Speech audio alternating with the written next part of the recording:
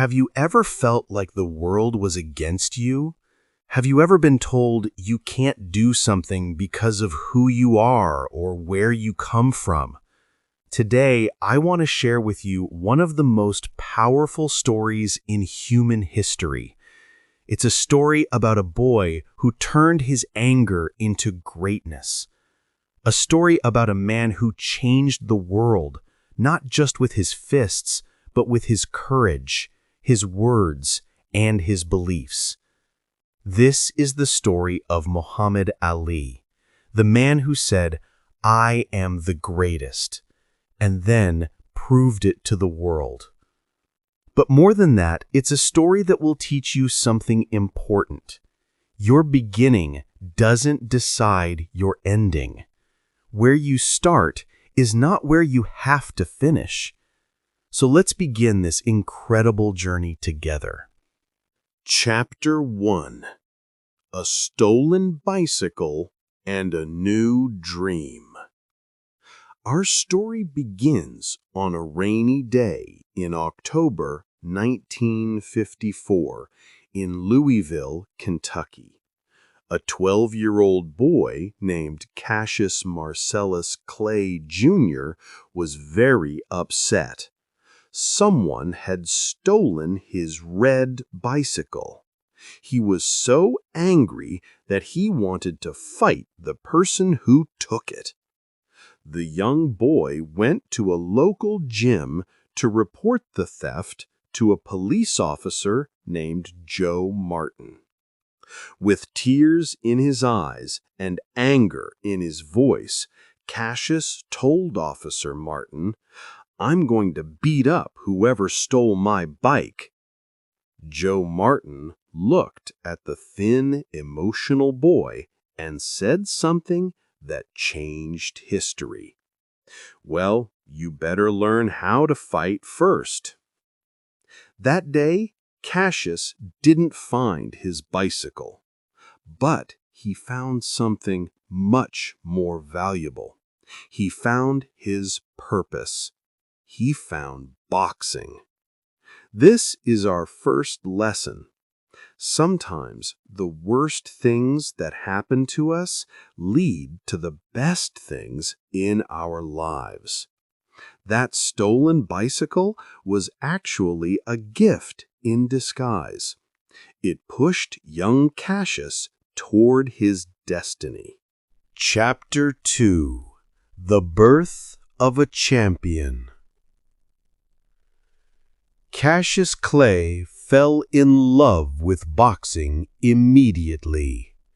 While other kids were playing outside, he was in the gym. While his friends were sleeping, he was running in the morning. He trained 6 days a week, every week. His trainer, Joe Martin, saw something special in this boy. Cassius was fast, very fast. He moved like a dancer in the ring.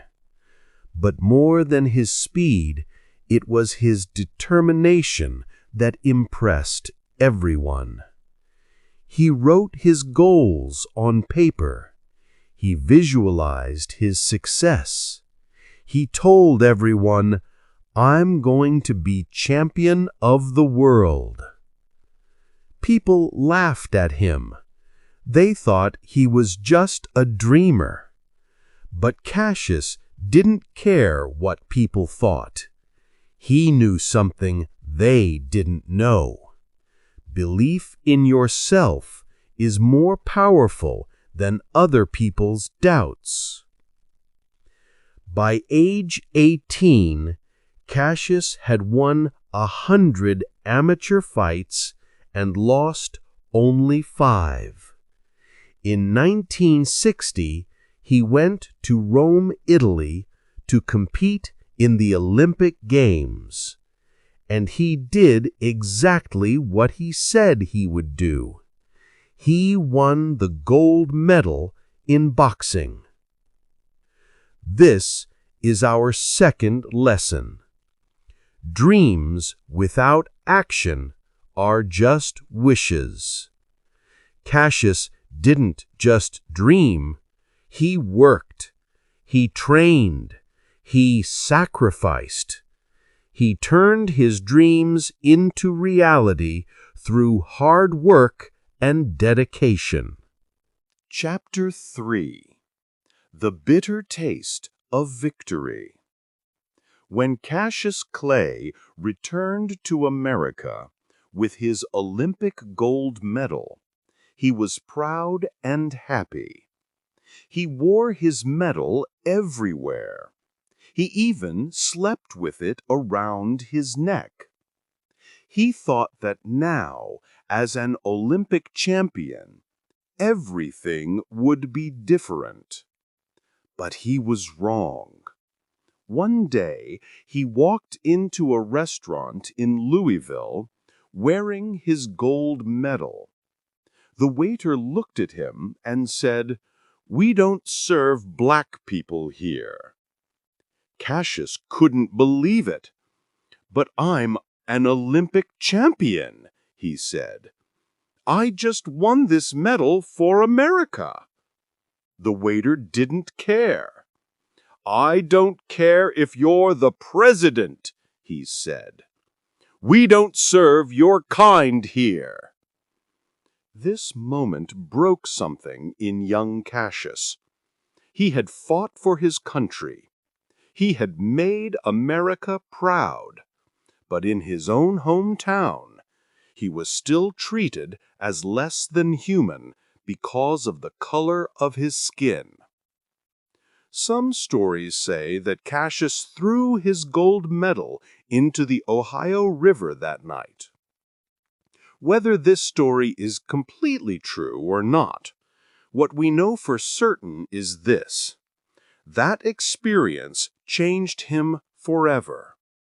He realized that being a champion in the ring wasn't enough. He needed to be a champion for justice outside the ring, too. This is our third lesson. Success means nothing if you can't use it to make the world better. Real champions don't just win for themselves. They fight for others, too. Chapter 4. I Am the Greatest. Cassius Clay turned professional in 1960. From the very beginning, he was different from other boxers. He talked before fights. He made predictions. He wrote poems. He entertained people. "Float like a butterfly, sting like a bee," he would say. This became his famous motto. He moved around the ring like a dancer, and then he struck like lightning. But what really made people notice him was something else. He kept saying, "I am the greatest.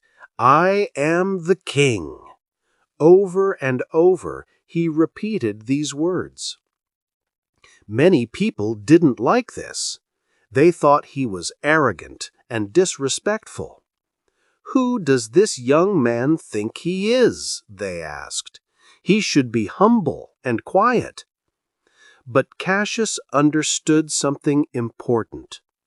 In the 1960s in America, black people were told to be quiet, to accept their place, to not ask for more. By saying, "I am the greatest," Cassius was doing something revolutionary. He was claiming his worth. He was refusing to be small. Years later, he explained, "I said I was the greatest before I knew I was. I said it enough times until I convinced myself." This is our fourth lesson. Sometimes you have to speak your dreams into existence. Your words have power. What you say about yourself matters. Don't wait for others to believe in you.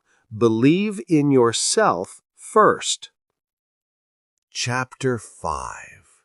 The Impossible Fight. In 1964, Cassius Clay got his chance to fight for the World Heavyweight Championship. His opponent was Sonny Liston, one of the most feared fighters in boxing history. Everyone thought Liston would destroy Clay. The newspapers said Clay was too young, too inexperienced, too weak. Liston was bigger, stronger, and much more dangerous. Some people were actually worried that Clay might get seriously hurt or even killed in the ring. The odds were strongly against Clay. Very few people believed he could win. Even some of his own supporters were nervous. But Clay believed. On the night before the fight, he couldn't sleep because he was so excited. He visualized the fight in his mind. He saw himself winning. He felt the victory before it happened. The fight took place on February 25th, 1964, in Miami, Florida. And what happened shocked the world. Clay was faster than Liston. He danced around the ring. He avoided Liston's powerful punches. He hit Liston again and again. By the end of the 6th round, Liston was tired and hurt. When the bell rang for the 7th round, Liston stayed sitting in his corner.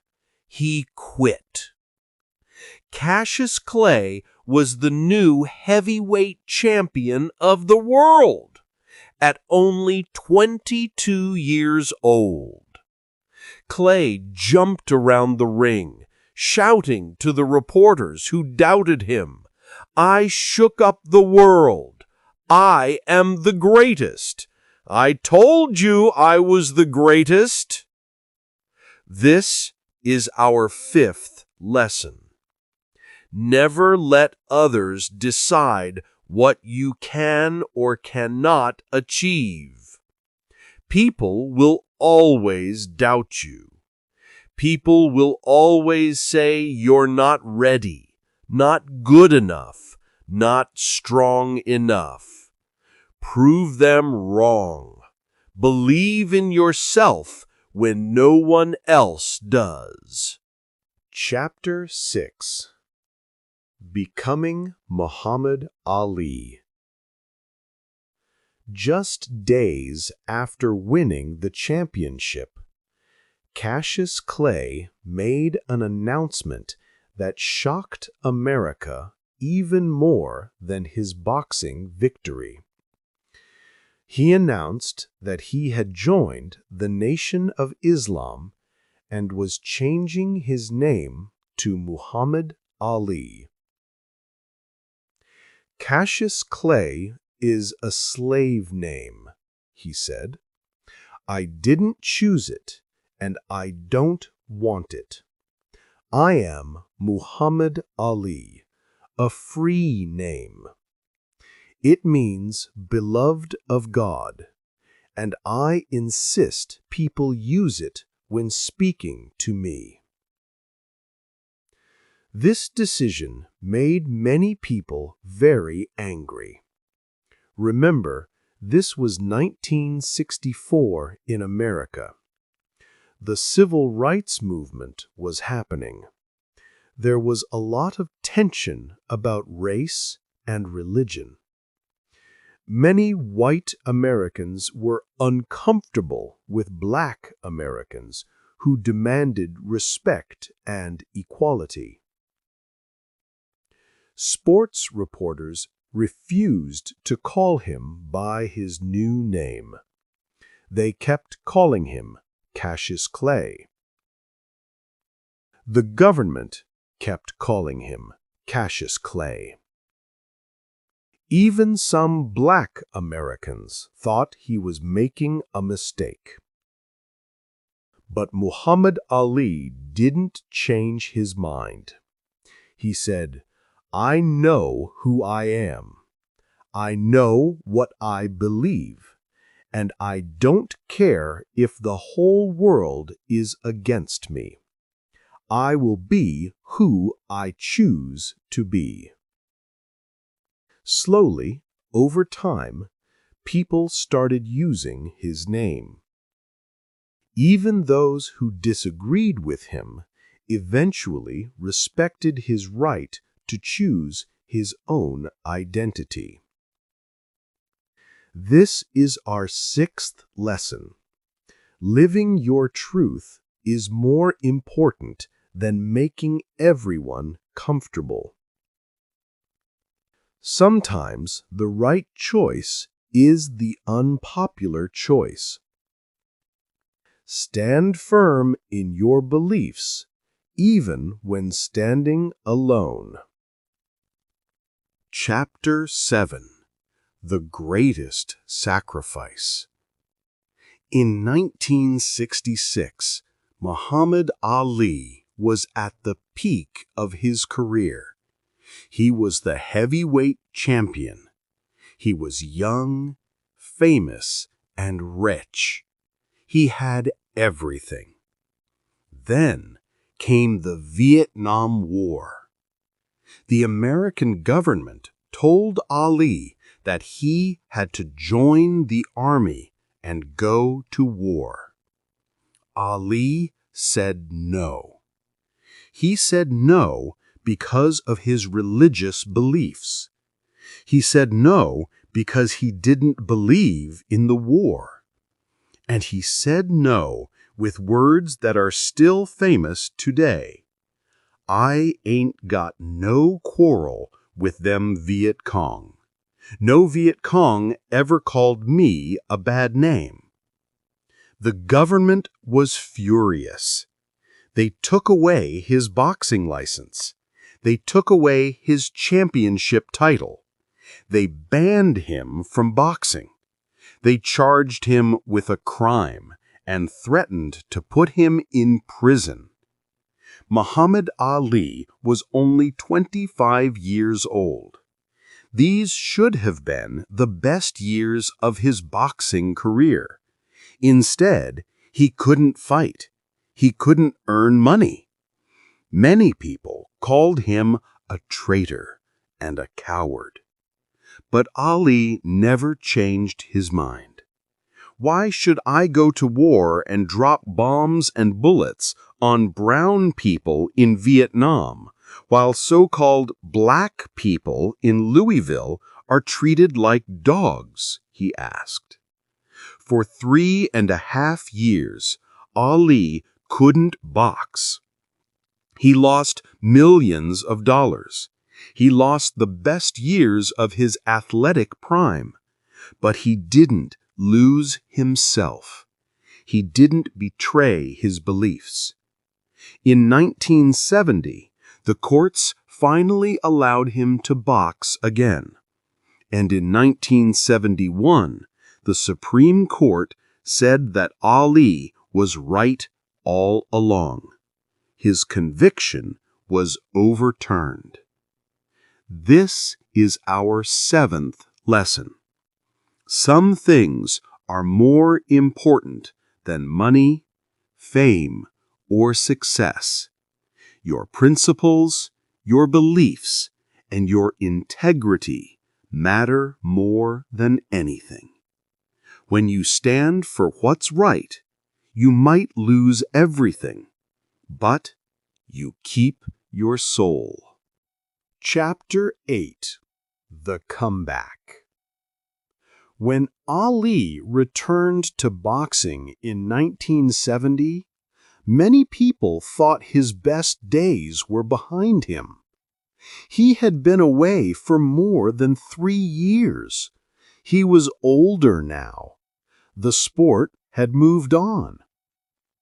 But Ali had something to prove, not just to the world, but to himself.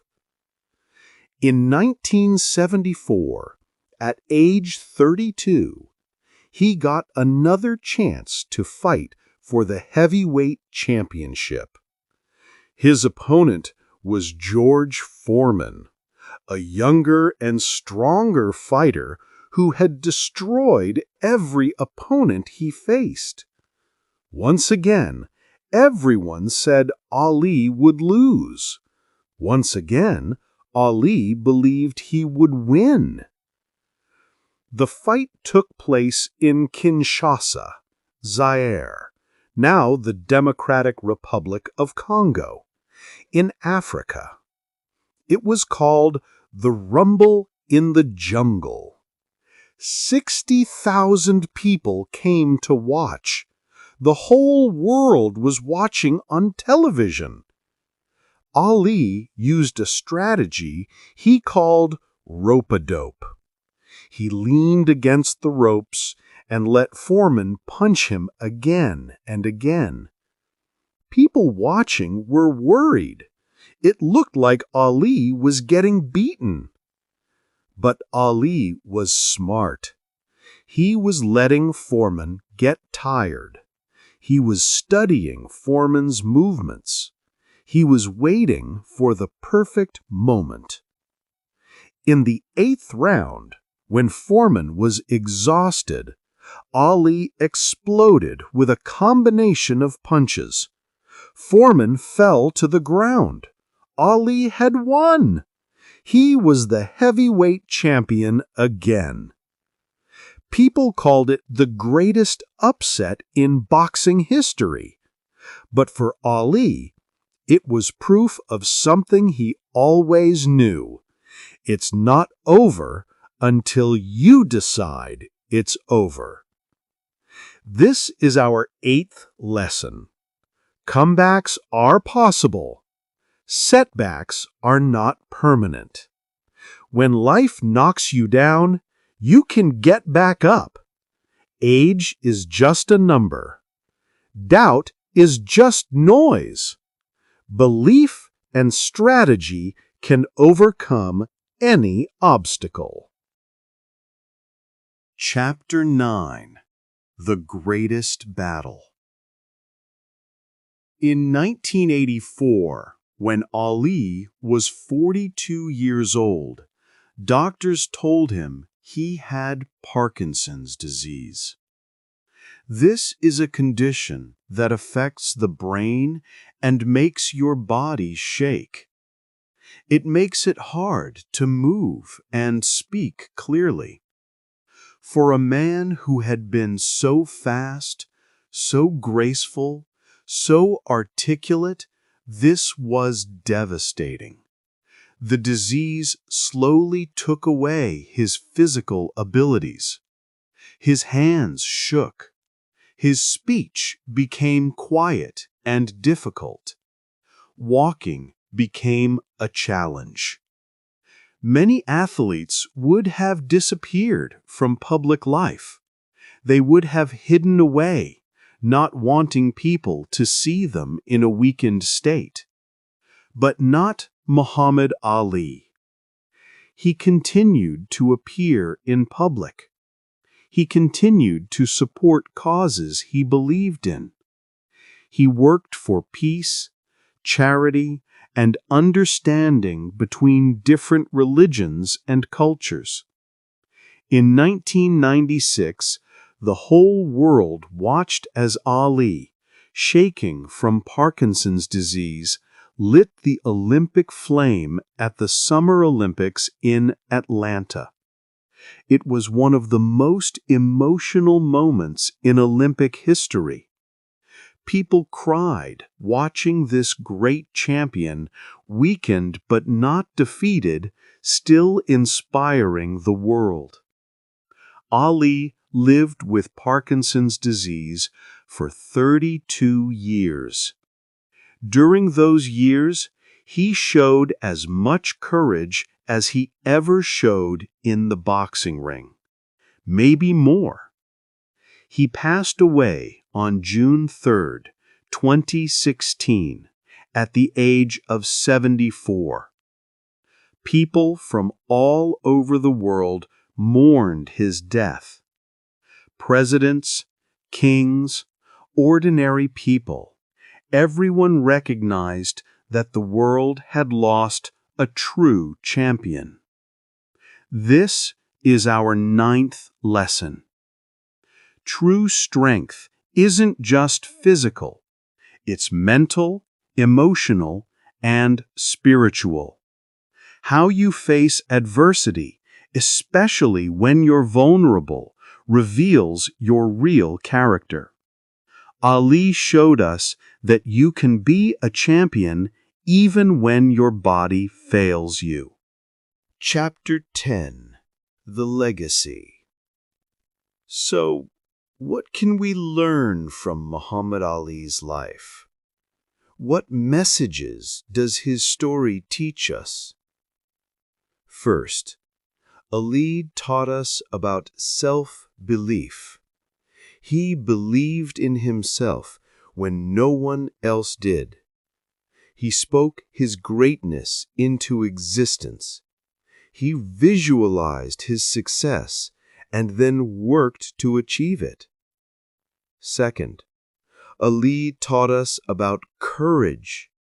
Real courage isn't the absence of fear.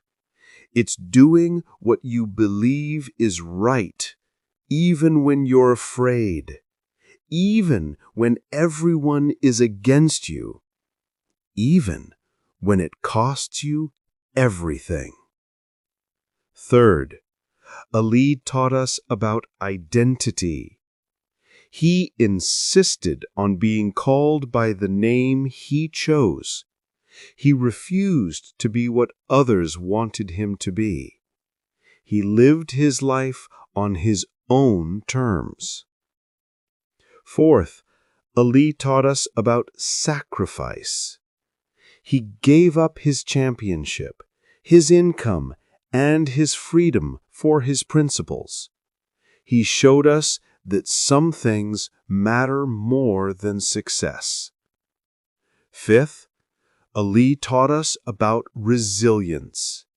He was knocked down many times, in the ring and in life, but he always got back up. He always came back stronger. Sixth, Ali taught us about using your platform for good. He didn't just entertain people. He challenged them to think. He stood up for justice. He used his fame to help others. Finally, Ali taught us about grace in suffering. Even when Parkinson's disease took away his physical abilities, he remained a champion in spirit. Muhammad Ali once said, "Service to others is the rent you pay for your room here on earth." He paid his rent many times over. Bringing Ali's wisdom into your life. Now you know Muhammad Ali's incredible story. You've seen how he went from a boy with a stolen bicycle to a world champion. You've learned about his courage, his sacrifices, and his unshakable belief in himself. But here's an important question. How did Ali actually do it? What specific things did he do every single day to stay motivated and confident? Before we end Ali's story, let's look at two simple methods he used in his daily life. These are not complicated techniques. They don't require special equipment or training. Anyone can do them. And most importantly, you can start using them today to transform your own life, just like Ali transformed his. Strategy number 1. The power of self-talk and affirmations. Muhammad Ali didn't just say, "I am the greatest," to impress others. He said it to program his own mind. Every morning, he would look in the mirror and speak positive words to himself. He would say things like, "I am strong. I am fast. I am a champion. I cannot be defeated." Scientists now know that Ali was using a technique called positive affirmations. When you repeat positive statements about yourself, your brain starts to believe them. Your confidence grows. Your performance improves. How you can use this today.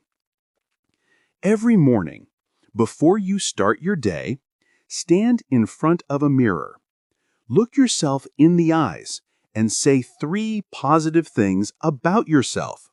Say them out loud. Say them with confidence. For example, "I am capable of learning English. I am getting better every day.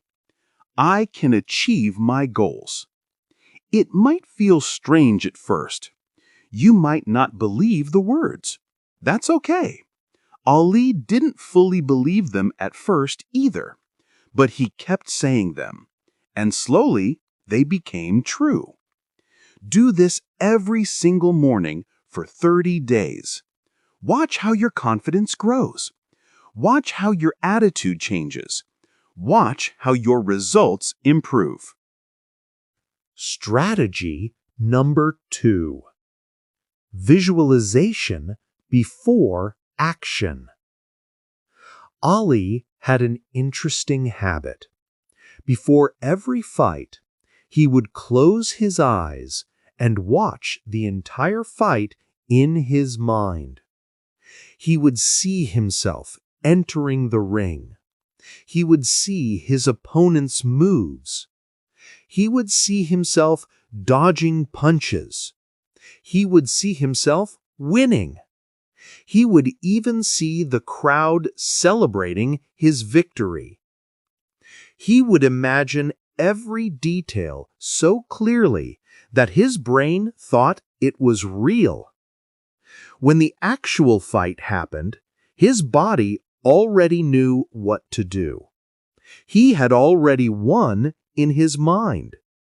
This technique is called visualization, and Olympic athletes, successful business people, and top performers in every field use it today. How you can use this today. Before any important task, meeting, test, or challenge, take 5 minutes to visualize success. Close your eyes. Take deep breaths. Then create a movie in your mind. See yourself doing the task perfectly. Hear the positive sounds around you. Feel the emotions of success. Imagine every detail as clearly as possible. For example, if you have an English speaking test tomorrow, see yourself walking into the room feeling confident.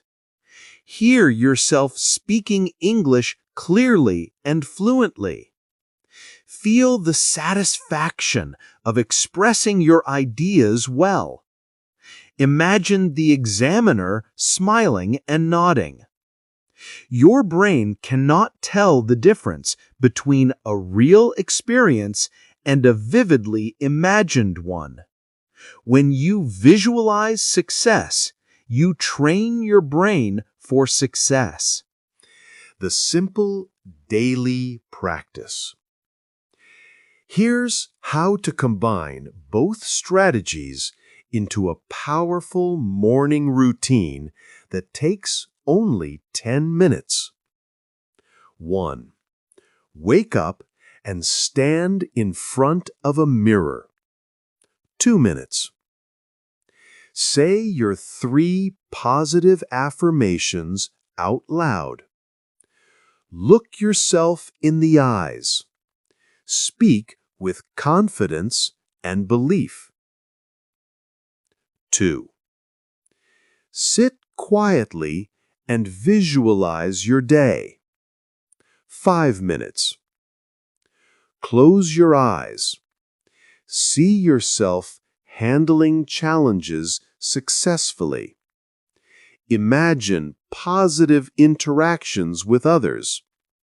Feel the emotions of accomplishment. 3. Write one small goal for the day. 3 minutes. Choose one thing you will definitely accomplish today. Write it down clearly. Commit to doing it no matter what. Muhammad Ali used these techniques to become a 3-time heavyweight champion of the world. You can use them to become a champion in your own life, whatever that means for you. Remember, champions are not born. Champions are made. They are made through daily practice, positive thinking, clear visualization, and unwavering belief. You have the same 24 hours that Ali had. You have the same ability to choose your thoughts. You have the same power to create your future. The question is, will you use it? Conclusion. Your journey starts now. The story of Muhammad Ali began with a stolen bicycle and ended with a legacy that will live forever. From a 12-year-old boy who wanted to fight a thief, to an Olympic champion, to the heavyweight champion of the world, to a man who stood against war, to an inspiration to millions, Ali's journey shows us what's possible when you combine belief, hard work, courage, and principle. But here's the most important thing I want you to understand. Ali's story isn't just about him. It's about what's possible for all of us. You don't need to be a boxer to be a champion. You don't need to be famous to make a difference. You need belief in yourself. You need courage to stand for what's right. You need the willingness to work hard and never give up. Whatever challenge you're facing right now, whatever dream seems impossible, whatever goal feels too far away, remember Muhammad Ali. Remember the boy who lost his bicycle and found his purpose. Remember the young man who said, "I am the greatest," before the world believed him. Remember the champion who gave up everything for his principles. Remember the man who kept inspiring people even when his body was failing.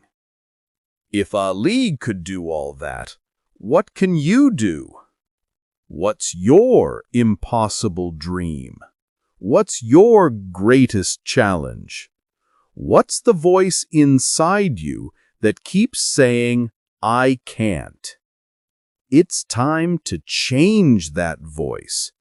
It's time to say, I am the greatest at being me. I will work hard. I will believe in myself. I will stand for what's right. I will never give up. Your journey starts now. Your story is being written today. Make it a great one.